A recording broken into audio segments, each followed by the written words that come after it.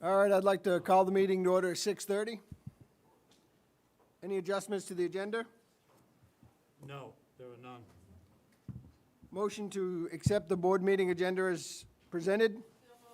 Second? Any discussion? All those in favor? Recognitions this evening? I do have one, and I'm going to add one. I didn't make an adjustment. I'm just going to add one, actually two. First of all, congratulations to Ellis Braga. He is the state champion at the Class C boys pole vaulting. He's a state champion.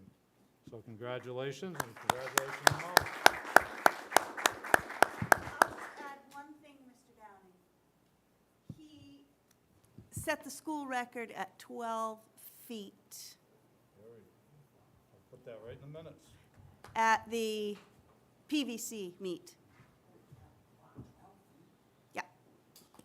And I'd also like to congratulate the girls softball team for winning the Southern Regional Championship. They go to Gorham, I believe it's at 3? Saturday at 4, I At believe. 4. They'll be playing Machias, so good luck to the girls. And I also want to congratulate our boys baseball team, who lost the hard-fought 1-0 game yesterday in the Southern Regional to St. Dom's.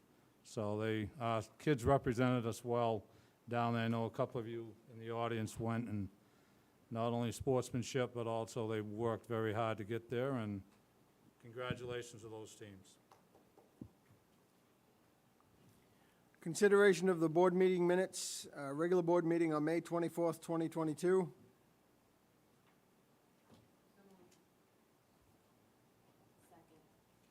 Any changes? Seeing none, all those in favor? Thank you. Consent agenda is policy committee meeting, requires no actions. Do we have any presentations this evening? No, we do not.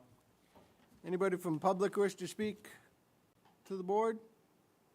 I would like to make a comment. It is very good to see people sitting in our audience. It makes a big difference. Thank you. Report from the superintendent. Oh, I just want to let you guys know that our third graders raised over $1,000 to help the refugees. I'm going to Great. report on that. Thank you. I do.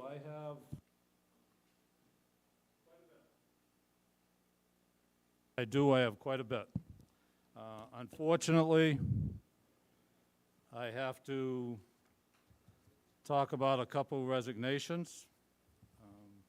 I'm just looking for my, when you plan everything. Just bear with me, please. First, speaking of the refugees program, Mr. Greg Jacques said, I want to inform you that I have accepted a position as a fourth grade teacher at the Ames Elementary. The reason is simple.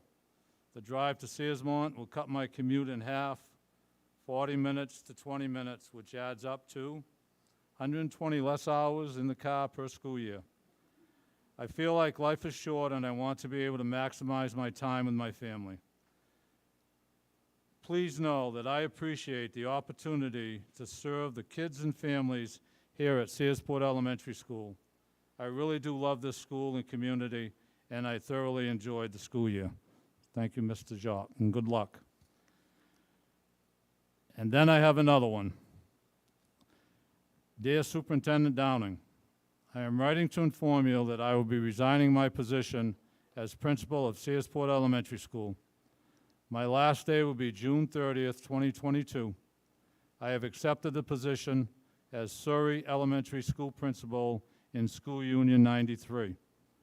I have thoroughly cherished working at SES. At this time, I feel that this decision is in the best interest of both myself personally, professionally, and for my family. I am forever indebted to RSU 20 for having the confidence to hire me 7 years ago. Mr. Downing, I truly appreciate your mentorship, guidance, and coaching, which has been essential for my professional growth as a leader. So the school board has constantly been supportive of what our students need to be successful, yet remain fiscally responsible to the taxpayers. With board approval, we added a dean of student at SES, 2 ed techs to support our kindergarten classes, and a full-time social worker to address the high needs of our students. I am so proud of what we accomplished during my tenure. Together, our RSU 20 stakeholders managed life throughout a pandemic with grace and perseverance. At SES, we are able to initiate a PBIS initiative through the UMaine cohort, which has had an immeasurable impact on our school community. We have been a gold level 5210 Let's Go school every year, and SES was crowned Winter Kids State Champions, which involved our outstanding families and community engagement, just to name a few highlights. Working with the students and faculty at SES has been the greatest experience of my professional career. I will not soon forget my SES family. Thank you for your understanding and support. Yours sincerely, Larry Clement. Mr. Clement, congratulations, good luck, and thank you for all your work.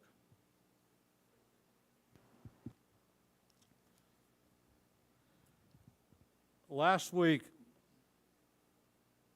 2 articles appeared, one in the Republican Journal and one in the Bangor Daily News, regarding an incident at the middle school. The articles were written based upon the police department records only. The RSU 20 superintendent and middle school personnel and administration were not contacted at all for the article. I would like to state the following. The procedure for fire alarms was followed, and as a result of the false alarm that was pulled, we evacuated and re-entered the building in just over 6 minutes. Staff remained with a student during the procedure. Adult supervision was there at all times. The administration then proceeded with the discipline procedures and protocol that are in place.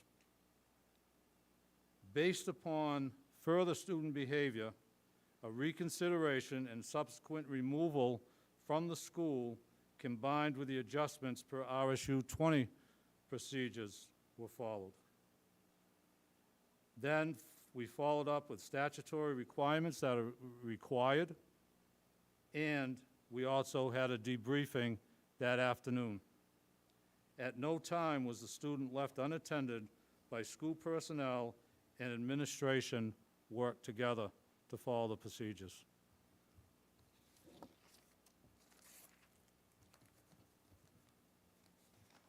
If there's questions, I'd just like to finish my report, and then I will come back to any questions that you might have. I also wanted to, if we could pass these out. Ruth, if you could grab that. Tony. While those are going around, I wanted also to report that last week, I think it was last week, they tend to run into each other at this point of the year, RSU 20 notified parents, students, and staff on the results of the lead testing in our water sources at the elementary, middle, and high school. Those came from the drinking fountains and drinking faucets, as well as sinks that are in the different classes. That's all based upon a law that was passed and that schools had to test their water. The results were shared and posted on our website, and we had 13 that was over the 4 parts per billion or million level. The samples were taken during Thursday of April vacation. When the law was passed, they wanted the samples to be taken without doing what's called the 30-second flush. So we took them on Thursday of April vacation. As a result, we had, again, 13 that came back over the limit. We have subsequently sent into the lab for the bottles to retest those sites, and we will run those for the 30 seconds. or more, and then send those in and get those results. But in the meanwhile, when school's out, we are going to start replacing those regardless of what the test results come back, because they did sit and they were over what the law recommended. So we will be replacing those after we obviously test them again, because we want to make sure that we're following up with the way the procedure is put into legislature. So that's why that letter came home along with the test results, and they are on our website, and they're also, if you go to the DOE, you can see all the schools that have tested so far. And most schools have some that have some lead results in them. So I wanted to let you know what that was. What I've put in front of you is the handout that represents the third grade that was mentioned earlier about when Mr. Jacques came to you. I gave you so that you can see the running totals. They raised $1,385 from our elementary school kids to help. And that went to the Greater Portland Family Promise, which works with students that are refugees. And the Greater Portland Family Promise will be here tomorrow to award the entire third grade a pizza party. And I thank the Greater Portland Family Promise for recognizing our entire third grade. And I got out of having to buy those kids pizza because I've been invited to their party. So I will be there to enjoy a piece of pizza with them. So congratulations to our kids here in the elementary school. Nice job from our staff, and it shows where our kids are from. And ironically, behind us is one of their banners. So thank you. I also would like to congratulate the graduated class of 2022. And I do want to thank all the board members for being there at their graduation. That was really nice to see our board members there, and the kids appreciated it. And our retired student rep enjoyed seeing his fellow board members there. So, and it was really nice to see that. And then the last thing I have, and then I'll answer questions going back to any of the points, is that the next few weeks will be very active for our administration and interview teams as we interview for our vacancies, which has grown obviously by another 2 tonight. So we'll be busy doing that, preparing for the 22-23 school year, which, speaking of from a veteran education perspective, I truly believe, and I mentioned it earlier, Policy Committee, this was one of the toughest, if not the toughest, school year that I myself and staff have been through. And hopefully next year we will start at a very good sense.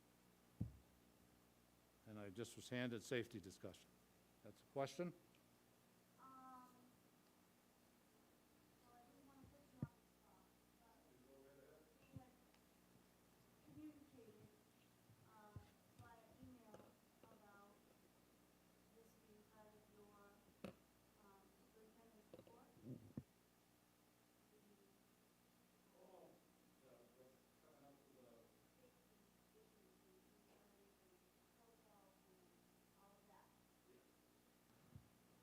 Like I said, it's been a busy few days.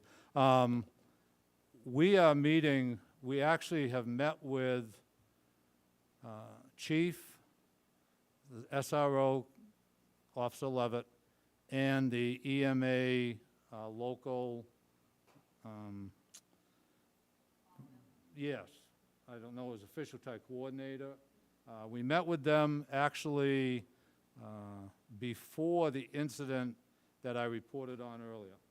And what we were doing is, we as administrators, we met to discuss, obviously, the tragedy that happened down in Texas and how our school would respond. And I'm not editorializing here, but the errors and mistakes that were made down in Texas. We reviewed our active shooter procedures.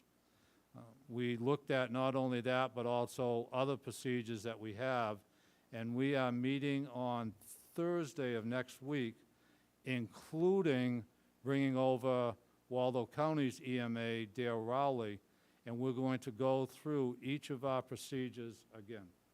And with that, we're going to plan, they're going to have actually an active shooter, what would you call it, Ms. Fecti, when police do a training, but something about a live, yeah, a real life scenario. And then when we bring our staff back, because we have quite a few new staff, we are going to have a day in August where we're going to dedicate a lot of the training to our new staff. So, you know, we've been looking at it, we've talked about it. Even during COVID, we've wanted to do things, but the social distancing and what we had to do, it just wasn't something that was recommended at the time. But we had actually met right after that tragedy down in Texas. Is that what you will? That's what I was. Yes. Yep, we have been actively looking at that. And I'll ask you a couple questions when that time comes. Yes.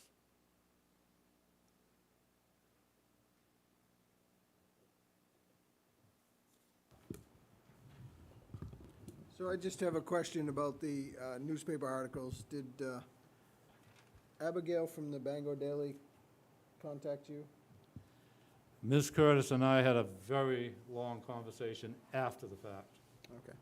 'Cause She did not, she called me, and I'm not sure if she apologized to you, but she apologized for me for taking the route that she's never taken before, caught up in the current events, and I just wondered if she'd get a hold of you. she did. We had a very, very good conversation. I had a follow-up conversation with another reporter as well, and explained to them that as a school, we followed our procedures, that information that was shared, and then was shared through the articles, was information that was reevaluated and sent on a situation that follows procedure. And you can tell the way I'm answering that, you know, a school has to protect the personal identity of students. That's one of the most paramount things that we do. And if we were in any situation where things were, this is going to sound like a terrible sentence, but out of the normal, we would have done other procedures that we had in place. So, but yes, Tony, the answer is yes. As did I talk with the chief. So I'll ask a couple questions then about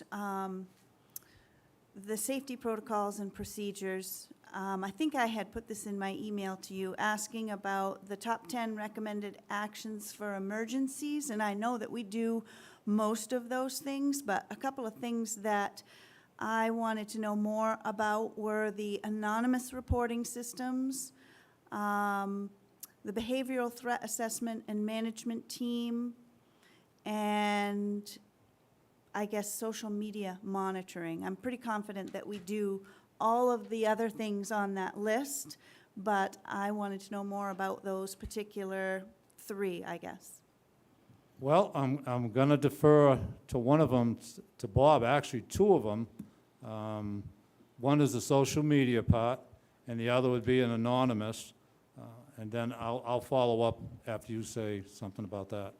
Well, this kind of catches me off guard, so with respect, I'd like to come back with an answer at a future meeting, so I can put together the right answer. I appreciate that. Thank you very much. To answer from the superintendent perspective, most schools, including RSU 20, we are linked into main informational, I can never remember all the, but what it is if there are reports that are coming through that are affecting Maine, we get that information directly. And with that, those professionals give us sort of a perspective of where that is. You know, is it high alert? Is it awareness? Is it based on social media like TikTok and things of that nature? So it's been assessed not necessarily by the school, but by professionals. And it's, I'll find that and I'll send that to you as well. I know what it's called. Just a sec. Didn't we utilize, or wasn't that utilized during the Susan Collins threat a couple of years ago? Yes, and the other one that it was used on was, I think it was earlier this year. When I say this year, I mean in 2022, not in 2021, where there was a social media put out by students about people showing up to the school. You know, there's so many things that come through every day.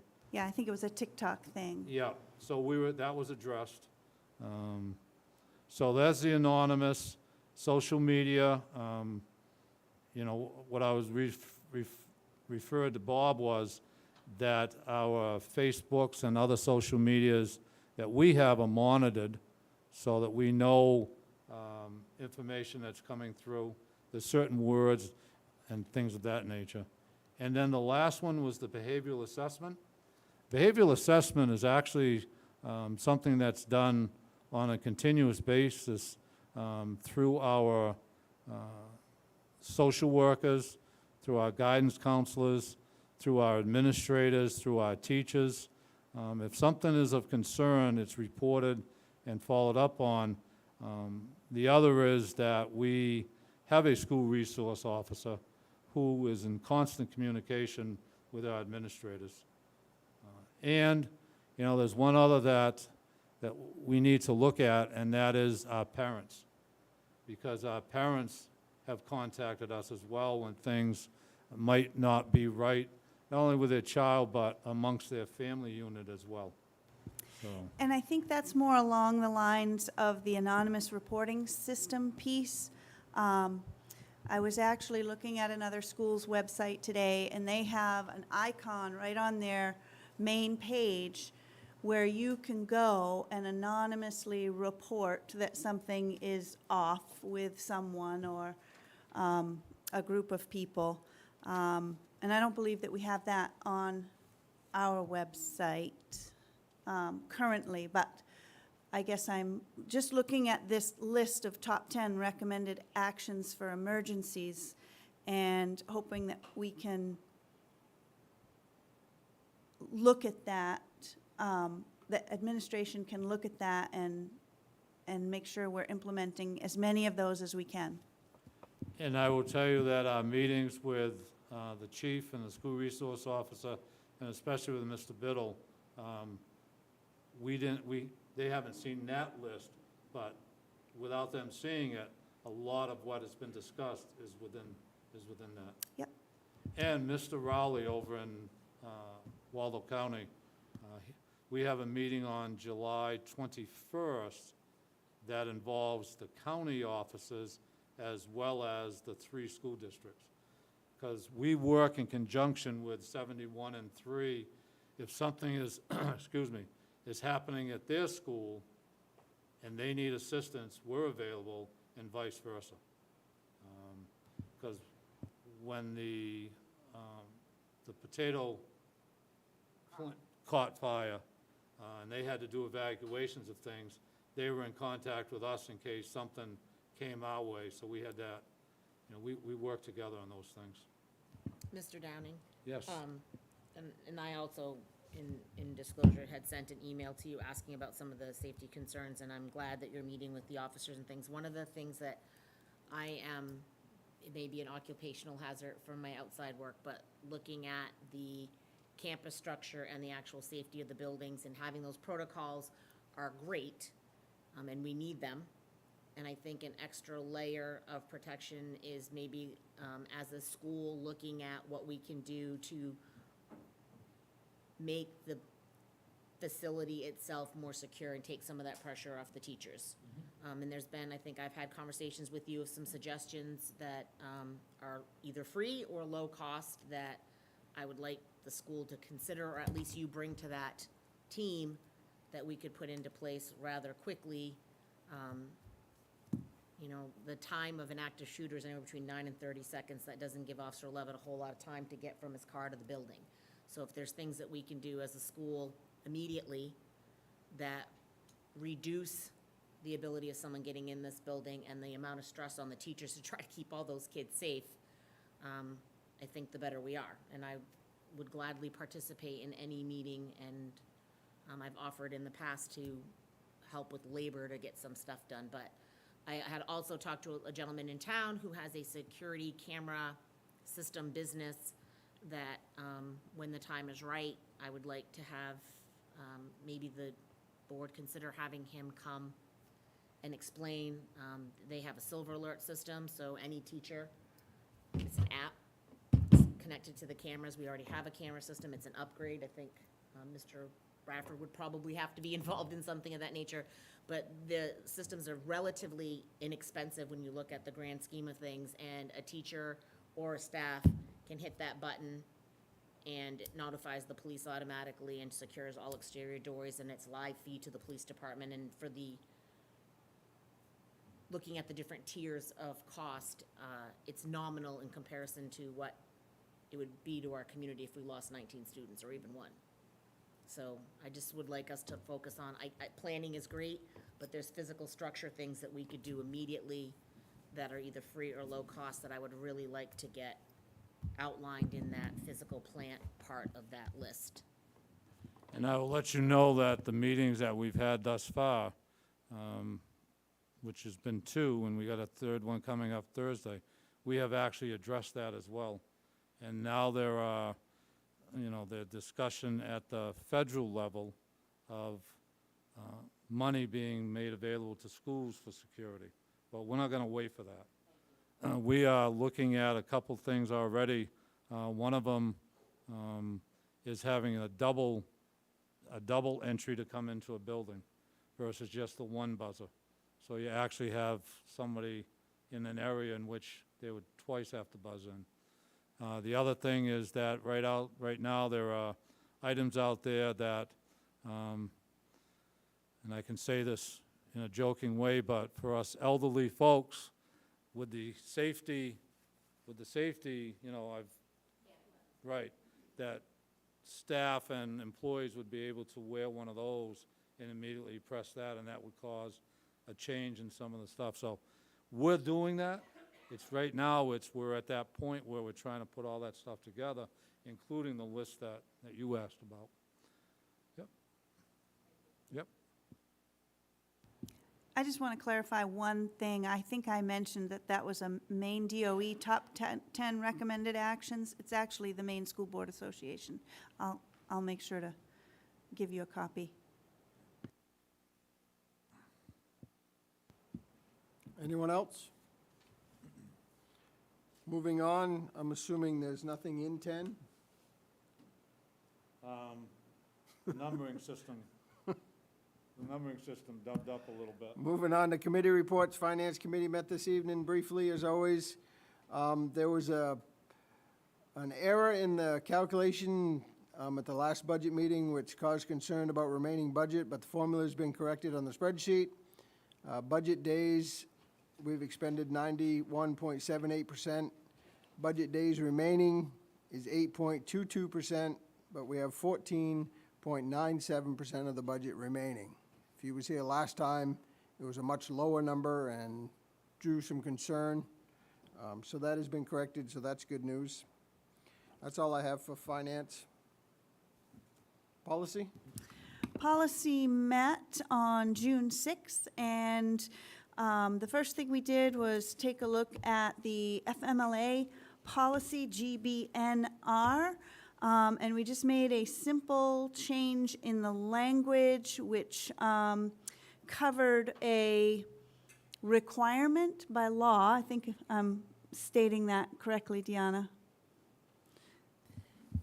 It just reflected a change in the 12-month period, which we are required to name by law, but we have options, and so we're changing it from contract year to 12-month period looking back.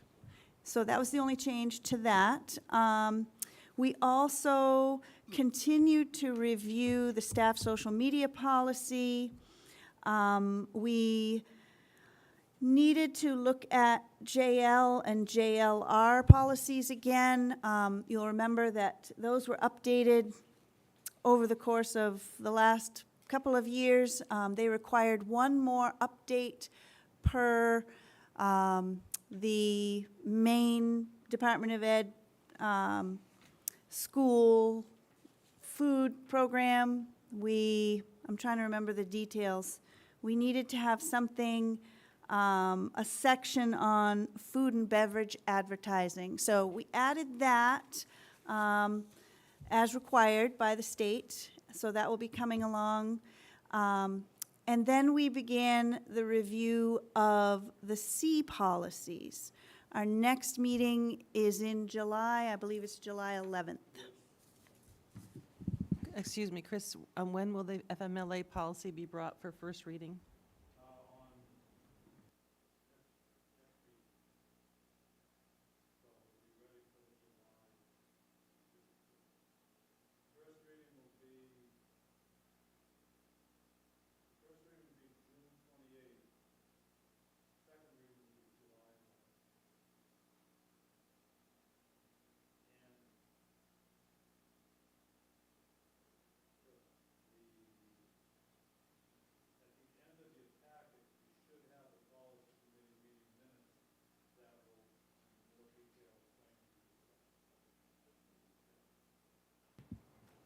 Any questions for Policy Committee?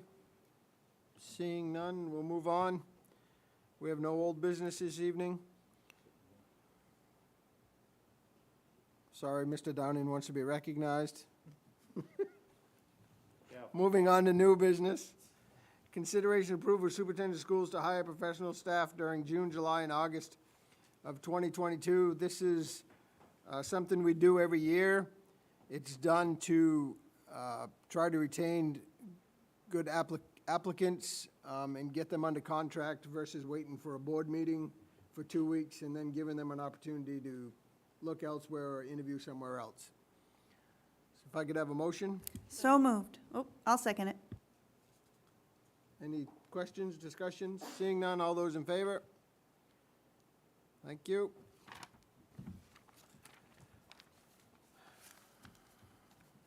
Just a quick question, how many positions do we have open for the elementary school? Just third grade now, correct? I'm looking for Mr. Plummer. Yeah, just third grade, And then the 2 admin? and then a 2 admin, yes.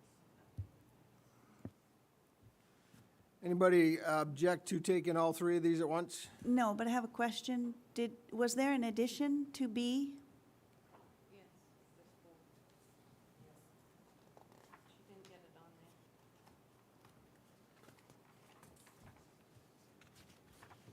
I thought we got a notice today. Oh, okay, yeah. This came out and then, yes. So, Is it this one? yes. I will state that, make sure I say it, Lila Banks, for the SPED, I'm sorry, Stepping stones. Stepping Stones position.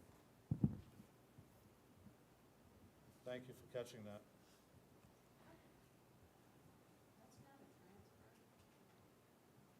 Okay, I'll answer that. It's not a transfer because Lila was an Ed Tech 3, and now she's applied and is nomination for a teaching position. She was our teacher in there. That's the reason why I answered your email earlier today. Yeah.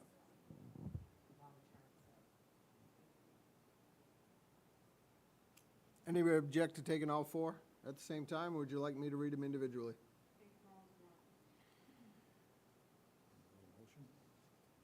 What's that? Is that a motion? Yes.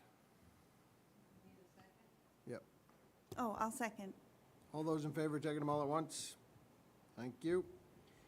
Consideration of the approval of the following appointment and nominations. This is going to be in the form of a motion, so I'm just looking for a second. Catlin, is it Hessium or Hessam? Hessam, English teacher, Searsport District High School. Kelsey Lapointe, grade 5 teacher. Darcy Campbell, grade 1 teacher. Lila Banks, stepping stone. Second. All those in favor? Thank you. Consideration of the following, approval of the following administrative contract. Russ Flagg, Transportation and HVAC Director. Can I ask a question before we make that? Can we get a second, and then we can discuss? Well, it just was a position. What's that? Saying, is this gonna hold too if we get no applicants for the other part? So, I mean, what happens if we don't? Can you put your mic on so? She's asking if we don't get any applications for the maintenance position. I mean, the board's just gonna have to review, just go back and review. We have to come back and change it, that's my question. Yes. That's all I wanted to know. I'll second that. All those in favor? Thank you. Consideration of the following approval, one-year contract extensions. Annie McCatton, Sped Administrative Assistant, Paula Rideout, Bookkeeper, Jane Bowler, Administrative Assistant, all through 6/30 of '23. Second. All those in favor? Thank you. Is there a 25-page motion I must read for this? No. Really? All. What's that? I was gonna say. We took last year's motion, and that's the only motion that we need. All right. Then I have to report. Okay, so this is in the form of a motion. This is E, accept the results of June 14th, 2022 budget referendum. Accept the results of June 14th, 2022 budget referendum. That's it. Whoa, that's it? That's it. Okay, And I'm gonna read you the numbers, but I need. we need a second? All right, so, this is the motion with the numbers now filled in. And that is Searsport, question 1, yes, 181, no, 60, blank, 4. Question number 2, yes, 186, no, 48, blank, 11. And I'm assuming 1 was the budget and 2 was to continue the process? so I was just gonna read to you. Question 1, and then I'll give you Stockton's. Do you favor approving the regional school unit number 20 budget for the upcoming school year that was adopted at the latest regional school unit budget meeting? That was your number 1 question. Number 2 was, do you wish to continue the budget validation referendum process in regional school unit number 20 for an additional 3 years? A yes vote on number 2 means that the vote will require regional school unit number 20 to continue to conduct a referendum to validate its annual school budget for the next 3 years. A no vote will just discontinue the budget validation referendum for at least 3 years and provide instead that in the annual school budget shall be finally adopted at the meeting of the voters of Regional School Unit 20, which means our budget meeting that we have, so. And then Stockton Springs voted on number 1, yes, 173, no, 84, blank, 11. And on question 2, yes, 196, no, 64, and blank, 8. So those are your results. All those in favor? Thank you. Date and time and location of next board meeting.